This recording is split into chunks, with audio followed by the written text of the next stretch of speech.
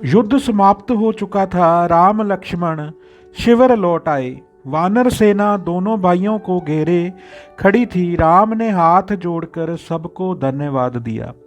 कहा, भाइयों, यह मेरी नहीं, आप सब की जीत है। आपके पराक्रम के कारण ही रावण मारा गया। राम के वचन सुनकर वानर सेना उनकी जय जयकार करने लगी। रावण का पूरे विधि विधान से अंतिम संस्कार कर विभीषण राम के पास लौट आए। राम ने लक्ष्मण को बुलाकर कहा, भाई लक्ष्मण, तुम वानर राज सुग्रीव, अंगद, जामवंत, नल नील के साथ लंका जाओ। सब लोग मिलकर विभीषण का राज तिलक कर दो। पिता को दिए गए वचनों के कारण मैं नगर में प्रवेश नहीं कर सकता। राम के आदेश से लक्ष्मण सबके साथ लंका नगरी गए। सबने पूरे आदर और सम्मान से विभीषण का राज तिलक किया। वानरों ने समुद्र के जल से विभीषण का अभिषेक किया। उजाड़ लंका को नए सिरे से संवारा जाने लगा। लंका की श्री समृद्धि फिर से लौटने लगी।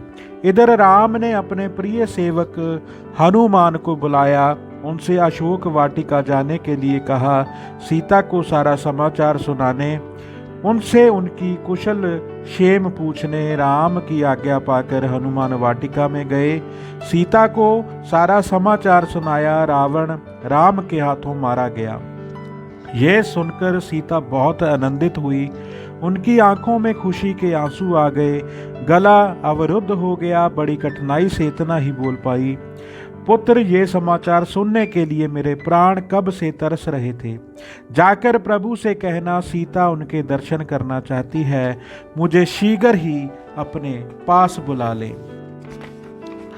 हनुमान ने सीता को प्रणाम किया। लौटकर राम को सारी बातें कही। तब तक विभीषण, लक्ष्मण, सुग्रीव आदि भी राम के पास लौट आए थे। राम ने विभीषण से कहा, लंका नरेश सीता अब भी अशोक वाटिका में है। आप हनुमान के साथ जाकर जानकी जी को आदर सहित यहाँ लिवा लाएं। विभीषण और अंगद हनुमान सहित जानकी जी को लिवाने वाटिका में गए। सीता प्रतीक्षा कर रही थी। तीनों ने सीता को राम का संदेश सुनाया। उनके लिए पालकी की व्यवस्था की गई। पालकी में बैठकर सीता अशोक वाटिका से बाहर निकली। सुग्रीव, जामवंत, नल नील के साथ साथ पूरी वानर सेना सीता को देखने के लिए आतुर थी। सब सीता जी की एक झलक देखना चाहते थे। यह देखकर राम ने विभीषण से कहा, मित्र, सीता जी से पैदल आने के लिए कहो। उनके पुत्र उन्हें देखने के लिए अधीर हो रहे हैं। सीता पालकी से उतरकर चलने लगी। पवित्रता, सुंदरता, सौम्यता और शालीनता की मूर्ति थी सीता। राम को अपने सामने देखकर सीता के कुमलाए शरीर में मानो नए प्राणों का संचार हुआ। राम सीता को एक साथ देखकर सभी प्रसन्न और आनंदित थे। 14 वर्ष वनवास की अवधि पूरे होने को थी। राम, सीता और लक्ष्मण सहित लौटने की तैयारी करने लगे। विभीषण चाहते थे कि राम कुछ समय और लंका में रहें। उन्होंने राम से इसके लिए प्रार्थना की। राम ने उन्हें बड़े प्रेम से समझाया, मित्र, भरत मेरी प्रतीक्षा कर रहा होगा। मैं भी उसे जल्दी से जल्दी देखना चाहता हूँ। कुछ ऐसा प्रबंध करो कि मैं उसे शीघ्र देख सकूं। राम के अनुरोध पर विभीषण ने पुष्पक विमान तैयार करवाया।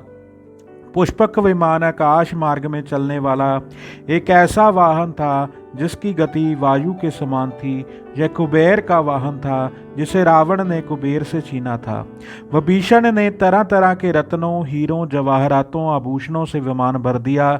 यह देखकर राम मुस्कुराए। उन्होंने विभीषण से कहा, मित्र, मेरी मानो तो ये सब चीजें वानर सेना में बांट दो। विभीषण ने वैसा ही किया। तब राम, सीता और लक्ष्मण सहित विमान पर बैठे। उनके साथ हनुमान, सुग्रीव, अंगद, जामवंत, विभीषण आदि भी बैठे। राम ने सभी भालू वानरों को बुलाकर एक बार फिर धन्यवाद किया। कहा, आप लोगों की सहायता से ही आज यह सुदिन आया है। आप लोगों के सहयोग के बिना रावण को मार पाना असंभव था। अब आप लोग अपने अपने घर जाएं, घर परिवार के साथ आनंद पूर्वक रहें। भालू वानर उछलते कूदते अपने अपने घर को चले। पुष्पक विमान उत्तर दिशा की ओर चल दिया। जय श्री राम।